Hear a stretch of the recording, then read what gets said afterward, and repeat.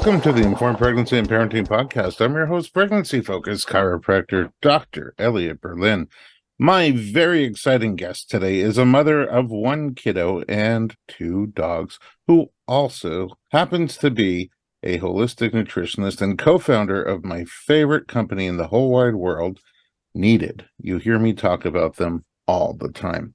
She's going to tell us a bit about how she got into nutrition and supplementation and her own pregnancy and birth story, and maybe at the end, a little surprise. Ryan Woodbury, welcome to the podcast. Dr. B, I'm thrilled to be here. I'm such a fan, and it's really fun to be recording with you. It's mutual. I met you and Julie before Needed. I maybe had one product before the explosion, the growth of the family forest tree of products. Yeah, I think you were behind the scenes early and testing some, wonky samples as we were trying to get R&D off the ground. Yes, always happy to test wonky samples. And then, I fell in love with you guys as people on your mission, what drove it, what was driving it, probably still drives it today. And the adoration has only grown as I've gotten to know you guys better and as I see what you're doing with nutrition for all of us. So I'm very excited to have you, and I want to talk about it all, but let's start at the beginning. Where are you from originally? I grew up here in LA, so I'm a local. Which part of LA? So I grew up in Pasadena, so on the east side of LA, but I took every moment that I could to come to the west side where I live now. I'm not too far from the water, and my first job working through sort of middle school was working for the aquarium underneath the Santa Monica Pier. So I spent as much time at the beach as I possibly could. Oh my gosh, what'd you do at that aquarium? That was possibly the first aquarium my kids have ever went to. Yeah, I cleaned shark tanks, fed the fish, led educational tours. So that was my kind of summer and weekend job. Wait, did you scuba in the tank? I have been in scuba gear in the tanks to clean the shark tank. Yeah, and I've been in scuba gear out in Santa Monica Bay to collect samples like fish and seaweed for the tanks too. Oh, wow. I always wonder what makes the sharks not eat you. Yeah, well, they have baby sharks there, so they're not that scary. I see. All right, so you love the water. Love the water, for sure. Now you get to live near the water. You are a holistic nutritionist, and you're the co-founder and co-CEO of Needed. How did you get into all of that? And is it like something from childhood? You're like, wait a second, I love nutrition. There's absolutely roots in childhood, but did I ever expect to start a supplement business? Not really. My background's actually in environmental science, which you can kind of see the ties from working at an aquarium at an early age. And I think got interested really early in nutrition, really around the time where I was working at the aquarium. I think times were different back then when I was able in middle school to leave the aquarium on my lunch breaks and end up in Santa Monica and business at various like yoga studios and health food stores when they were very much emerging, and sort of the healthcare movement, many decades ago was kind of more novel in LA, but I fell into it very early and sort of found kind of the connection between what I was doing at the aquarium on educating around environmental health to be very linked to human health.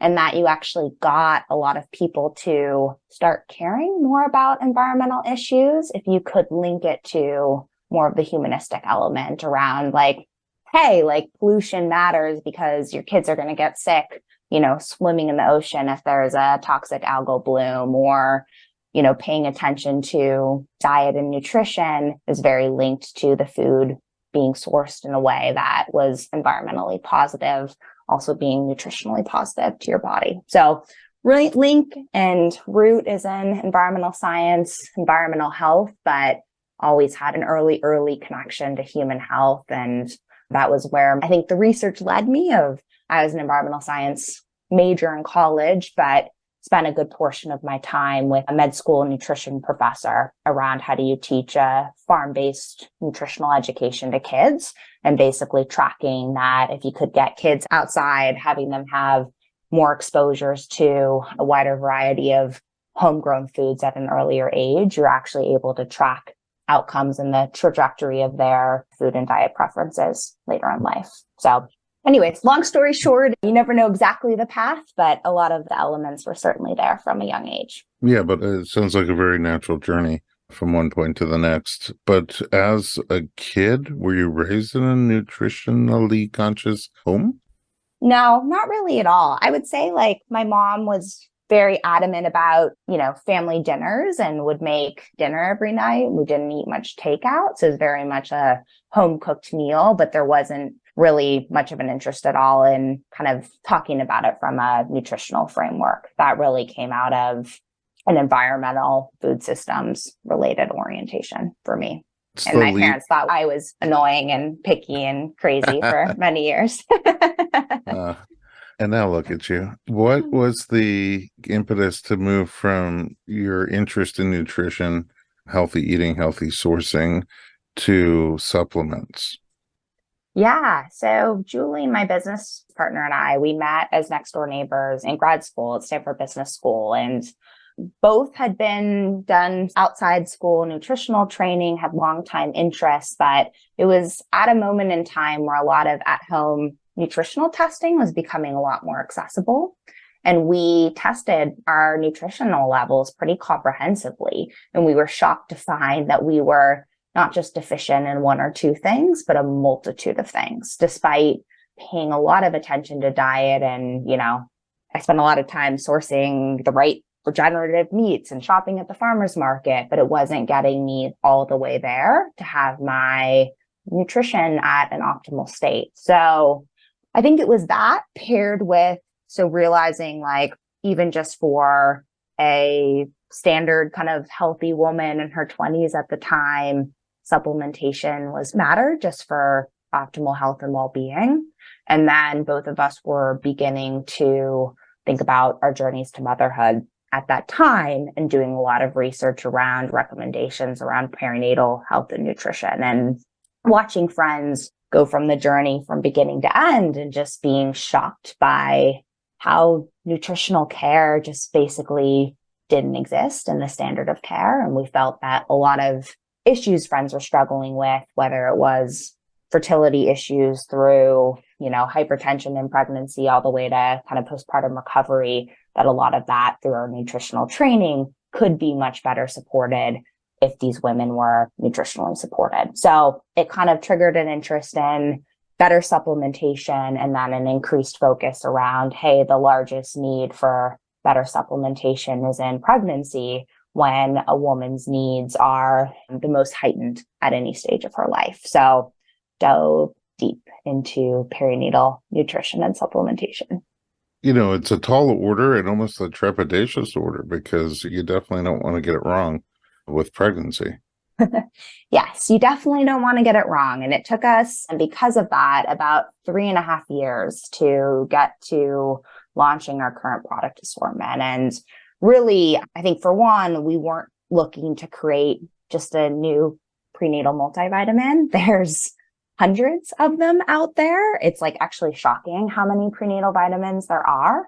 But there was a core problem that despite 97% of women in the US taking a prenatal vitamin, 95% of them are nutrient deficient is what the research suggested. So we needed a radically better prenatal vitamin and think about sort of dosing quite differently than what was the current standard of care. But to get comfortable with this, there were just too many research gaps that we had to pull insights from the clinical practice of practitioners. Because there's many women's health practitioners, and yourself included, that are helping their patients intervene on different supplement protocols and tracking that pretty rigorously with various nutrition and biomarker testing. So we were able to pull this data now from about 4,000 different practices to refine our product assortment and dosing and get comfortable that, both that this would help women and help change outcomes, but also would be safe and you weren't getting it wrong and potentially causing harm. I would imagine that if someone's taking a supplement, a prenatal supplement, and they're still very deficient in the nutrients, one of two things must be off, or both. Either what you see on the label as you're getting all this nutrition in this product is not enough of either some of those products or even not enough of those nutrients, the types of nutrients being deficient, and possibly both, that what you see on the bottle is not what actually gets into your system, or even if it gets into your system, it's not a good source. So how do you sort of go about addressing that duo or trio of problems? Yeah, there's a number of different ways. I mean, one of the biggest ones of just making sure what's on the label is in the bottle is something that we do through third-party testing. So every single batch of products that we make goes out to a third-party lab to make sure, not only is the micro not out of order, but there's a whole host of other things that we don't want that isn't in the bottle, like, gluten or heavy metal contaminants, but also that the nutritional label matches the spec. So if you say there's 4,000 IU of vitamin D in there, you can actually test that it's in there, plus overage to maintain shelf life. So we're pretty rigorous about that testing effort. And then the second question of like, hey, is your body going to actually be able to use it? That is something that we work heavily to validate with the clinical practice of practitioners of, hey, look at the research, but also when you use our products, are you seeing, outcome changes on labs and looking at nutrient levels and associated biomarkers to make sure it's having the impact that you want? Because you guys have probably seen, looking at a nutritional label is very confusing. There's like many different types of magnesium, and magnesium glycinate versus magnesium citrate have different methods at which they break down in the body, and you're there for their usability by your body varies. And a lot of this usability is driven by, your microbiome, what you ate in that day, and your genetics. And we certainly want to make a product that is as usable as possible, that your body can actually put it to work, and you're not just, spending money for something that you're not going to be able to utilize. So there's a big effort on our part around how do you look at optimally designing the supplements? So picking the right dosage, nutrient forms, and source of those nutrients, and making sure they're paired with the right other nutrients. An example of that is iron is a very common nutrient in most prenatal vitamins. We actually sell our iron separately because iron interacts with the absorption of a number of other nutrients. So you don't want to take them at the same time. So we set things up in our protocols as we think of our products all working together in a system, and they should be able to work together and make some of those, hey, sorry, we think you need iron, but we're going to make sure you take it separately and at a different time by putting it in a different product to help make sure as much as possible can actually get absorbed. I love how important it was to you to make sure that the supplement that a pregnant person is taking is going to have everything they need, not have things that you don't want in there, and be in a form that is readily absorbable and usable by the body. In my olden days, I would be like, multivitamin, let's just take the one a day. Why would anybody take a 3 a day, 5 a day, a 7 a day? That's so dumb. And then you realize, when you cram everything you need into a day into one piece of concrete, it's not going to absorb very well. So your thoughtfulness and your effort and your time that you put into research and development, and the heart that you put into every bottle, it comes through, and it's much appreciated. Let's take a little break. When we come back, I still have more supplement questions for you, because that was like the rollout product, your little flagship product, your prenatal, and not just one, but 3 variations of prenatal. And then everything that came behind it. I just want to touch on lightly the growth of the product line. We'll be right back with Ryan Woodbury.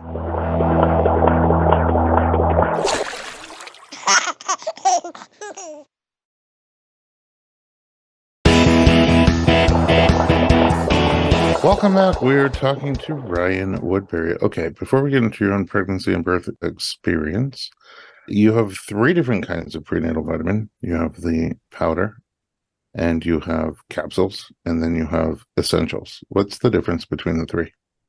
Yes. So the powder and our 8 capsule version are the same nutritionally. We just wanted to offer an alternative, as 8 capsules is a lot for many, to take it in powdered form. So you can mix it into smoothies or a glass of almond milk.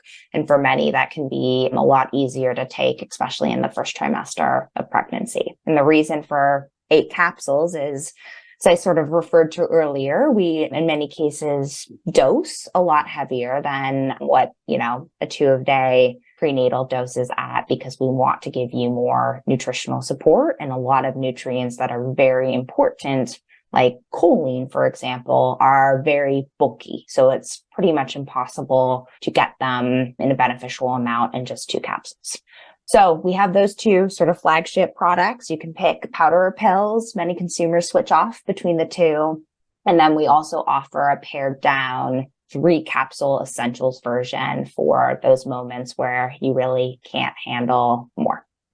And when you say you can't handle more, like first trimester, when people are a little bit nauseous and yeah. And that way you can think about it of like, okay, I only have to take 1 pill per meal. So you take 1 with breakfast, 1 with lunch, and 1 with dinner. And it just makes it more accessible to at least get some therapeutic nutrition. And we think of that product as the most nutritionally dense prenatal in 3 capsules that you can find. If you can handle it, take the larger one, but it's a great solve for those moments in time where the idea of taking 8 capsules or, downing a full glass of almond milk or a smoothie with your powder is just not possible. And then, I don't know if I'm going in order of birth here, so to speak, but you have the pre and probiotics, which you originally had a women's pre and probiotic, right? And then I was taking that forever. We still have that product, but I think we then launched a men's one, which maybe you switched over to. Yes, I switched over to the men's. I felt so good on the women's that I was a little hesitant to switch when the men's came out. But also I was afraid, like, is this going to make me lactate? What's going on here? But it didn't. Yeah. So the basics of it is, I think I mentioned before, we knew we had to redesign a prenatal multivitamin from the ground up. The current assortment wasn't cutting it. It wasn't supporting women, but quickly kind of realized on that endeavor that vitamins and minerals alone at this life stage is not sufficient. We really think, as part of your baseline nutritional support, there are other supplements that all women ideally would be taking. So we launched our complete plan, which is a system of products to really support you before, during, and after pregnancy, which will include one of those 3 multivitamins we already talked about, a pre and probiotic, as Dr. Berlin just alluded to, which, can be beneficial for everyone, but it was specifically designed to support the maternal microbiome and setting up a healthy microbiome, because you're passing your microbiome onto baby, for both seeding baby's guts and supporting a healthy pregnancy. And then a collagen protein, as protein is so important in pregnancy. And there's a couple of amino acids like glycine in the collagen protein that are conditionally essential during pregnancy and hard for a lot of women to get enough of. And then, of course, an omega-3, DHA, EPA kind of fatty acid. So like a fish oil, because that's an important component. So those 4 products make up our core before, during, and after complete plan system. And then since then, we've launched a number of other specific products to support you at various stages, whether that's egg quality support for fertility, or a pregnancy safe sleep support, or a stress support that's really designed for, hey, how do you bring a woman back to her vitality postpartum? And what's cool about each of those products, I mean, they're all wonderful in their own right. And we spend a lot of time with practitioners picking every single ingredient and dose and validating the suppliers and building them from the ground up. But they are all designed to work together in a system. So for our egg quality support, we were sort of shocked to find that when you were looking at egg quality support products on the market, they either interfered with your prenatal multivitamin. So if you were going to be taking an egg quality support in your prenatal, and if you're taking egg quality support, you're probably in a fertility trying to conceive stage, you were getting way too much folate, which could lead to mood imbalances in women. Or it was an egg quality support paired with some other kind of hormonal balancer, so like an ovulation support or thyroid support. And not all women sort of needed that specific balancer. So we really wanted a standalone, potent antioxidant, egg quality support that did just that. And you could still take your prenatal multivitamin with it. Again, very thoughtful, like really thinking it out all the way through to the end. And it's a puzzle to put together to figure out how to get enough of the right stuff without interfering with the other things you're taking. I don't know how you get a postpartum woman back to herself, but I am a huge fan for myself of the stress response, the stress support supplement. It's been invaluable to me.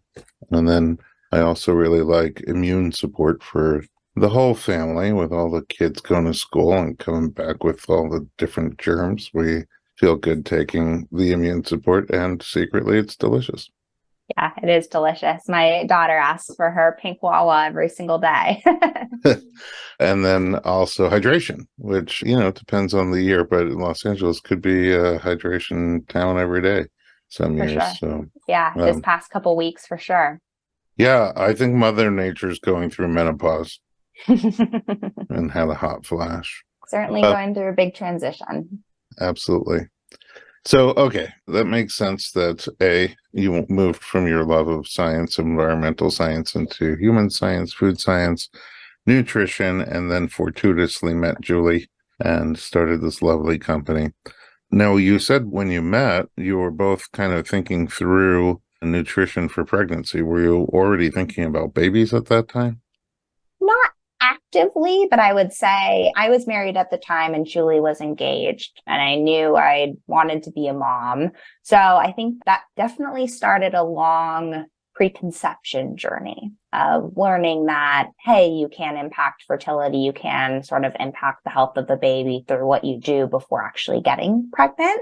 So it kicked off a couple year long preparing for pregnancy period, and in many ways wanting to make sure I had the needed products to use as soon as I was pregnant.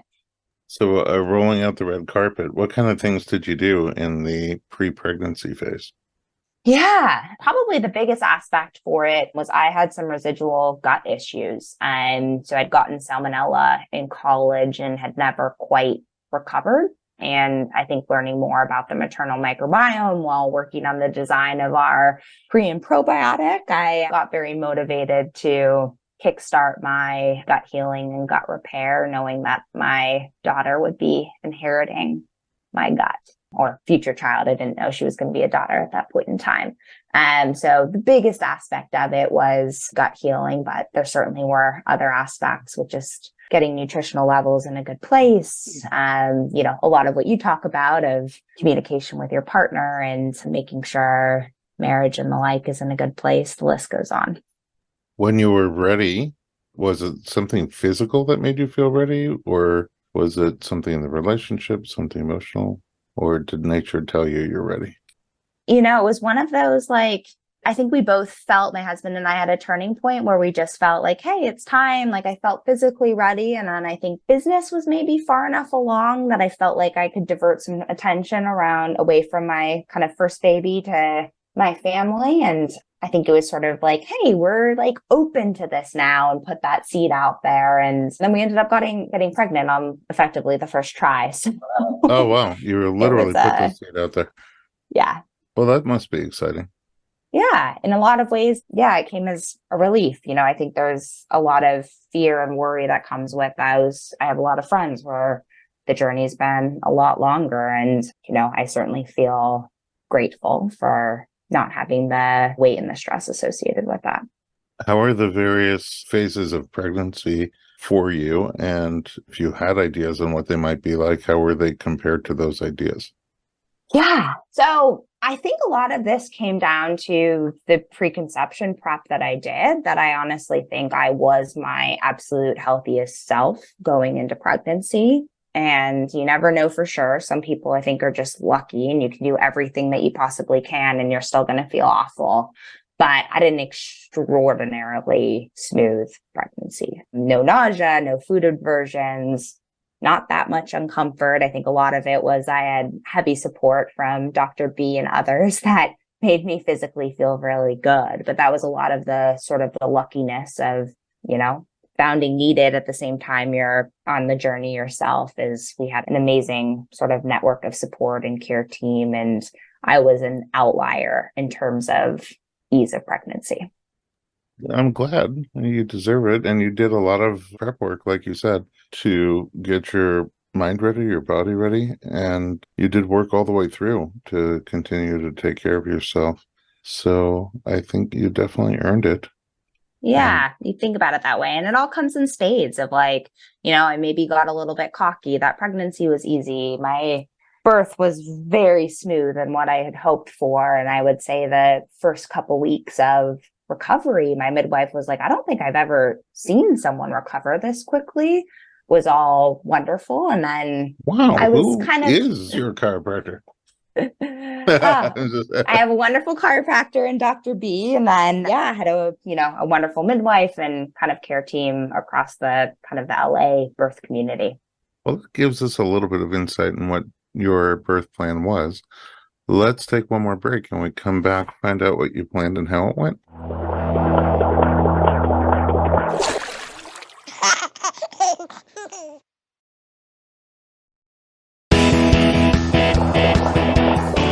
Welcome back. We're talking to Ryan Woodbury. Okay, so we know that pregnancy was smooth and birth went how you wanted it to. What was the plan and what motivated that plan? Yeah, so I had a home birth and I think a seed was planted when I was a kid about home birth being a possibility. And my family is not a fan of me doing a home birth up until the last moment, but like a preschool assistant teacher who had a home birth. And I have memories of hearing about that experience. And I think somehow it planted a seed early that maybe birth was this kind of beautiful, wonderful thing and didn't have a lot of the kind of scary or nastier elements that can come with it. And if you don't listen to podcasts like this one. So knew I wanted a home birth. And then I think it took a little bit of time to get my husband comfortable with that. But we started interviewing midwives around town and that got him at least comfortable enough with the idea pretty quickly.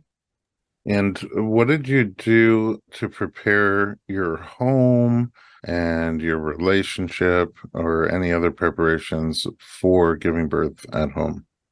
I don't know if we truthfully did that much in prepping at home, at least not physically. I mean, our house is very much a dog house. I'd say the dogs rule the roost and it's kind of chaos to that regard. So there was some work and I had a vision of the dogs being there. And my midwife, Davy, killed that idea pretty quickly. And my husband was already very much on the no, Ryan, we need to get them out of the house. And when Davy seconded that, that was, some of the prep work that I had to change my mental model around how the birth night would exactly go. But a lot of the other prep was just, I think, managing stress and feeling close with my partner and keeping a lightness and healthy food around and a good, loving environment. How did your labor start?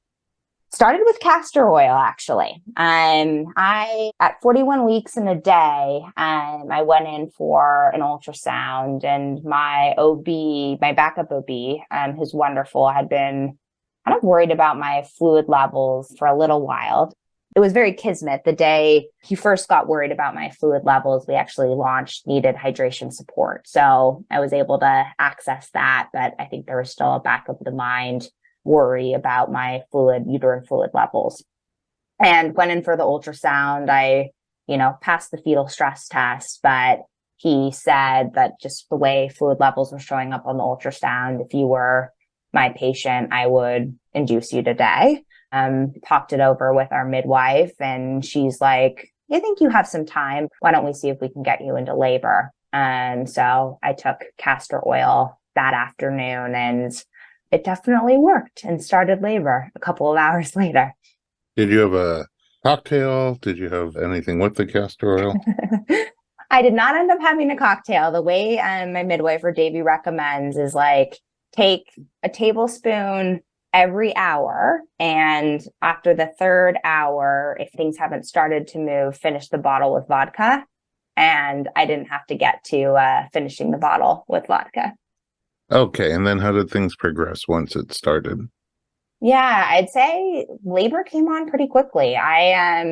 Overnight, effectively, I had contractions every 2 minutes, like all night long. So it went into really close together contractions rapidly. So from like 0 to 60, I would say labor still felt in control, but you didn't get much break in between the entire night. That happened the whole night. We called our doula and midwife first thing in the morning, and Davey was like, yep, I'm heading over immediately. They came to the house and things kind of stalled. I took a nap. We went for a walk around the neighborhood and then came back home. It was a full moon kind of morning, so it was a beautiful, beautiful walk. And then labor picked up again and spent some time in the water, in the shower. And my contractions, even though they were very close together overnight, never ended up coming that close together. They stayed a few minutes apart. And I think Davey said 4 minutes apart all the way up through my daughter being born that afternoon the next day. I mean, labor's intense, generally speaking. Did it feel intense to you? It felt intense, but I would say it surprised me and it felt more manageable the whole way through than I would have expected. Were there any particular things that helped you stay calm or, surrender? Yeah, I think there was kind of a recording I listened to a lot before birth that was very much around every contraction brings you closer to your baby. And that kind of mantra certainly helped me relax and just breathe as the waves came on. Did you have a plan to birth in water or on land? I didn't have a set plan about it. I mean, I've always had, as we talked about in the beginning, a love of water and a strong association with water and had the birth tub. But I didn't have a set, this is how I imagine it going through and playing out the steps. So it was nice to spend time in the water. It certainly felt good, but ultimately my daughter was born in bed and I didn't have any attachment to her not being in the water. How was your postpartum experience? The initial part was wonderful.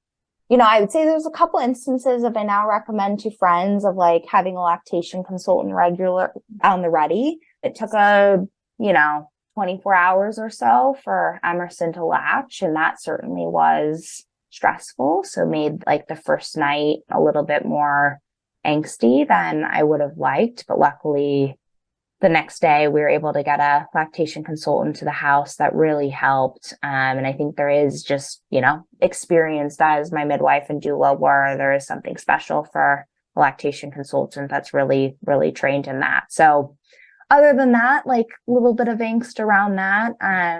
The first few weeks of postpartum were magical. It was really nice. My husband was able to take a decent amount of time off and it was really nice family time. And after a week in bed, getting some prenatal body work at home for the nervous system, which was incredible.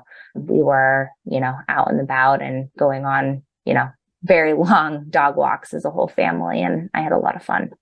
You have 2 rescue dogs, right? 2 rescue dogs. How did they welcome their little sister? One of them loved her immediately and wouldn't leave her side. The other one had a lot of trouble with the adjustment. And I think that's been probably one of the hardest aspects of my postpartum journey. He just kept his distance for the little bit of didn't want to come near the baby. But where things got really tough is my daughter started crawling at 5 months and taking steps at 7 months. So really early. And when she became mobile, it became a very scary thing for our dog and scary for us when you had a 100+ pound rescue dog that looks like a Rottweiler snapping at your baby. So there's been a lot of work in figuring out postpartum, how do we, make our house feel safe and loved for everyone. And that's been a journey.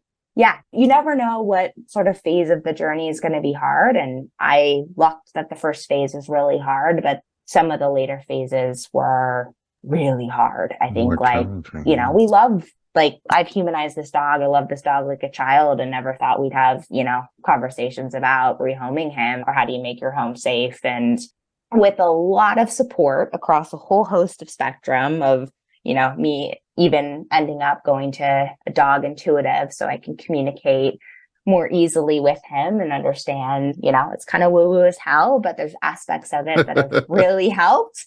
So I'm sticking with it.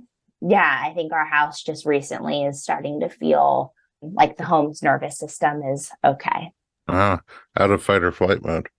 Exactly. Well, we did promise a little surprise, and as it turns out, oops, I Yeah. did it again. We have another baby on the way, which is exciting. It's exciting and terrifying. Which We part were is terrifying? like, we wanted a second, but we were not thinking it would come this quickly. I think effectively we feel like we have our hands full with our 3 current children, but the world was, you know, telling us it, you know, it needed to happen. And of course, and it really was. Oops, I did it again. Exactly. Yeah. 2 instances. I think the first time we were actually trying, this time, I guess we just weren't actively avoiding it, but didn't think it would happen this quickly. And, you know, we're really excited and are really, really thrilled, but we are refiguring out how we're going to manage care for all 4. Same plan for birth? Same plan for birth. Yeah. Working with the same midwife, have you as support, and a host of others. My doula sadly moved across country, but my midwife's assistant, who we loved last time around, is going to be our doula this time. So it feels like a very consistent care team. Beautiful. Is there, in closing, anything that you learned from going through the experience of pregnancy, birth, and postpartum that you'll sort of take a lesson from this time around? You know, a lot of things that we talk about at Needed is just like, there is so little you can control on this journey. And the more that you can just like stay open, love the moment, and stay like relaxed and loving, the better. But we like to also remind folks that, hey, nutrition is one of those things that you like can control, and it dramatically can change outcomes. So doing what you can to support your nutritional health is an awesome thing to feel empowered to take control of. That's really well said. Although now every time I see you, all I can picture is someone in the Shark Tank with the little scuba gear. Yeah, it was really fun to now be able to take Emerson to the aquarium. So, you know, going full circle in that way. Yeah, He totally. loves the sharks. Ryan, thanks a million for joining me and for all the work that you do, originally for mamas, but now for the whole family, with your nutritional research and development and product line. I can almost never wait to see what's coming next. It's always a surprise. Where can we find you and Needed online? Yeah, absolutely. I would probably look first to Needed, as I am about now, it's been about a month that I'm off Instagram, which actually has been wonderful. Wow. So you can't really find me directly online, but you'll find me through Needed. So at Needed on Instagram or thisisneeded.com.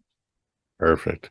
Thanks again for joining me. And at home, thanks for listening to Informed Pregnancy. For more pregnancy and parenting information, visit us online at informedpregnancy.com.